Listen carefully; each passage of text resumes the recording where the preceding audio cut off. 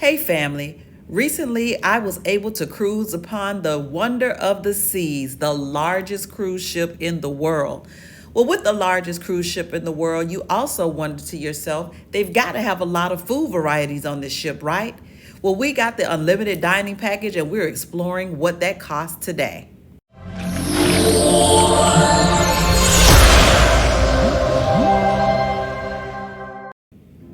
Everybody knows that Royal Caribbean is known around the world to have some of the most beautifulest ships out there with some of the craziest entertainment that you will absolutely ever see at sea. And then some of the best technology ever. I mean, look at this drone show. This is amazing. And including an ice skating show. I mean, look at it, y'all. They made it snow in the ice skating arena. Check this show out, guys.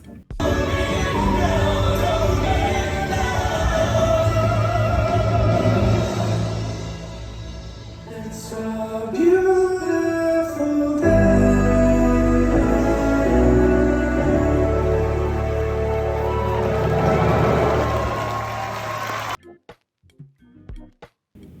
Wow, we'll admit the entertainment value on these Royal Caribbean ships is second to none. The people that you see, the people that you meet, the things you can do is exciting. But to be quite honest with you, what we really just wanted to know on this particular trip is the unlimited dining package really worth the money? We're going to find out today. So I will admit that every time we board a ship, one of our first stops is Playmakers.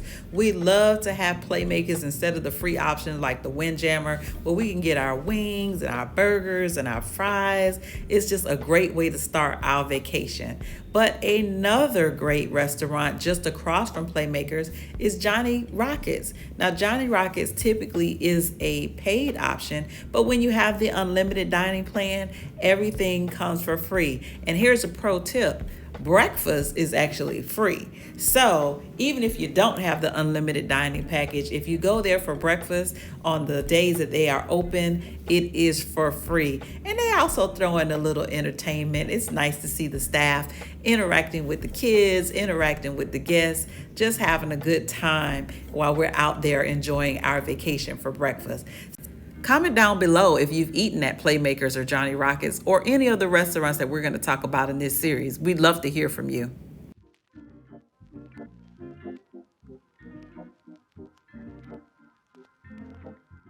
One of the specialty restaurants is 150 Central Park. This is located in the Central Park area on the ship. This is one of the higher end restaurants, and I'll admit this was our first time going there, but just because we never really had a desire to, but I've always heard that the food was amazing. I can tell you right now, this bread right here is where it's at. 150 Central Park is a specialty restaurant that's pretty expensive. But again, because we had the unlimited dining plan, it was included into our cost. These are some of the things that we ate. And I have to tell you that our server, she was amazing. She was quite friendly. She was entertaining as well. And she catered to our every needs. So you can check out some of the meal we had. Look at this meat. Look how tender.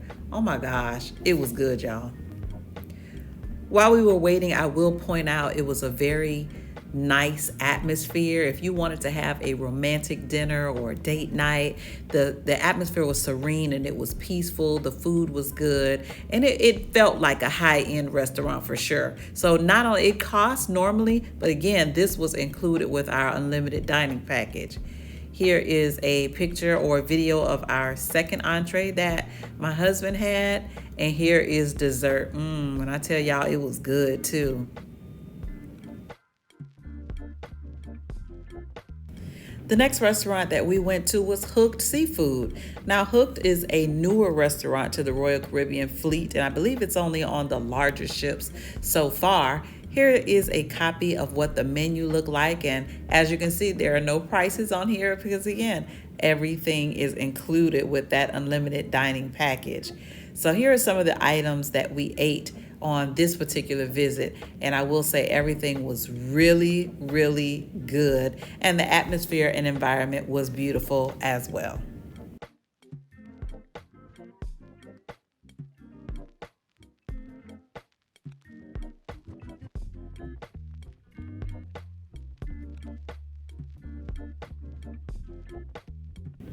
Another restaurant that we tried was Giovanni's Italian Kitchen. And let me tell y'all, this is one of my husband's favorite restaurants anyway. Whether we had the package or not, I think he'd go there. He loves that ossobuco veal. Oh my gosh. But this is another one of the specialty restaurants on the ship, and again was included in our ultimate dining package. Everything is fresh. Everything tastes amazing. There is not one dish that we've had here that we didn't like anyway. So it is definitely a plus for us.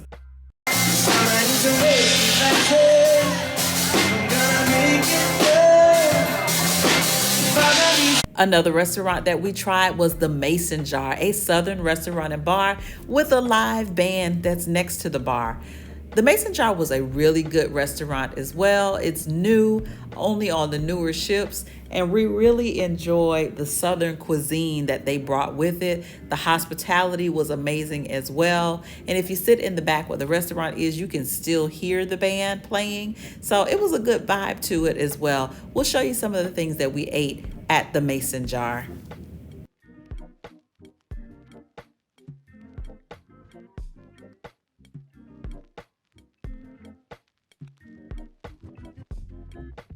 Now, I'm not going to lie, we didn't 100% love all of the dishes at the Mason Jar, but the hospitality was absolutely amazing. And some of the dishes were really, really good. And it was good enough that we decided to have brunch there on the next day. So you'll see some pictures later coming up of what we ate then.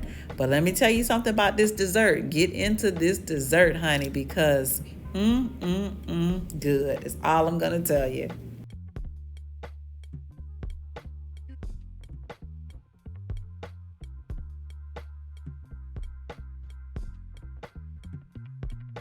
You should know in advance that anytime you have specialty restaurants, you should make reservations for them.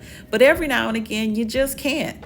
Thankfully for us, we had an amazing restaurant manager of the Mason Jar, and she was able to fit us in for brunch even though we had not made reservations. Here's what the menu looked like, and they had some really, really good items on the menu for brunch, and it was really tasty. I mean, this chicken and waffles, we had maple syrup as well as a different kind of syrup. It was really good, and this dessert here, to die for. I have to admit, Izumi is my absolute favorite restaurant on all of the Royal Caribbean ships. The food is hot, it's fresh, they cook it right in front of you. I mean, you can't beat that. You're not going to get that anywhere. And it is always a great time. Of course, they always have entertainment. Rolling on the river. Yeah. Like it. One of the things that I found out aboard the Wonder of the Seas is that they really take any food allergies that you may have to heart. They just want to take care of you. And so although my food could have been cooked on the same stove, they decided not to do that. And they had Mr. Jerome here to make my food on a separate stove altogether so that there's no cross-contamination. Bring it over? Yeah, bring it over. Oh, that's very nice of you. And what's your name? Jerome. Jerome from the Philippines. Well, thank you, Jerome. Yeah. The last restaurant that we had reservations for was Wonderland, an imaginative cuisine that is based on the theme from the Alice in Wonderland show. However, we had eaten so much food on this cruise, even though we had reservations, we were too full to even go the night that we were scheduled to go. So we skipped out on that reservation. At the end of the day, what we came here for is not the beauty, not the glitz, not the glamour, but was the unlimited dining package worth the cost versus eating the free food on the ship? Well, here are the numbers. We spent $403 for the two of us. We would have paid $541.40 if we had paid for each one of those restaurants, and we saved $138.40. Yes, it was worth it. Thanks for watching, and happy cruising.